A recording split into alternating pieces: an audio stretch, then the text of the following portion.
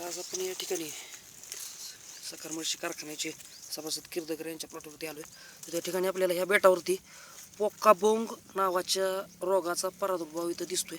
तर मधल्या काळामध्ये जो पाऊस झाला 5-6 दिवसापूर्वी आणि तापमान फारच 20 डिग्रीच्या खाली 20 ते 30 डिग्री सेंटीग्रेड तापमान आलं, त्यामुळं हा बुरशीजन्य रोग आहे पोकाबोंग, ज्याच्यामुळं नवीन पानं जी असतात म्हणजे शेंड्याकडची पानं, त्या शेंड्याकडच्या पानाचा जो बेस असतो, बेस म्हणजे बुड, तिथं पिवळा पट्टा येऊन ती पानं आकसतात आणि नंतर ही पानं अशी वेणी घातल्यासारखी एकमेकांमध्ये वाकडी होऊन गुंततात आणि नंतर जास्त प्रादुर्भाव झाल्यानंतर हा पूर्ण शेंडा आहे तो सोडून जातो.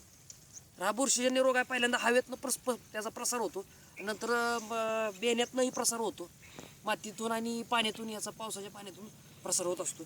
तर ह्या रोगाचा प्रादुर्भाव जर झाला तर तुम्ही साधारण 1 ग्रॅम प्रति लिटर प्रमाणात 22 टीन किंवा 2 ग्रॅम प्रति लिटर प्रमाणात शिवोशी म्हणजे कॉपर ऑक्सिक्लोराईडची जर फवारणी घेतली, 1 ते 2 फवारण्या जर घेतल्या 15-15 दिवसांतरानं, तर हा रोग तुम्हाला कुठेही प्रादुर्भाव ह्याचा नष्ट होतो.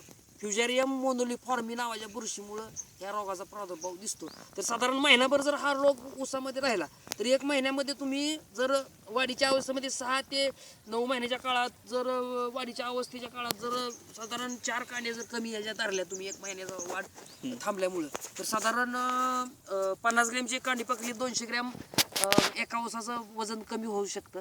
त्यामुळं तुमचं 40,000 ऊस पकडले तर 7 ते 8 टन एकरामध्ये ह्याचं नुकसान 7 ते 8 टनाचं होऊ शकतं. तुम्ही आता याची लवकर फवारणी करून हा रोग नष्ट करून घेण्याची गरज आहे. त्यासाठी तुम्ही शिवोशी पंपाला 30 ग्रॅम किंवा 22 टीन पंपाला 15 ग्रॅम ह्या प्रमाणात 15-15 दिवसानंतर 2 फवारणी घेतला की हा रोग नष्ट होतो.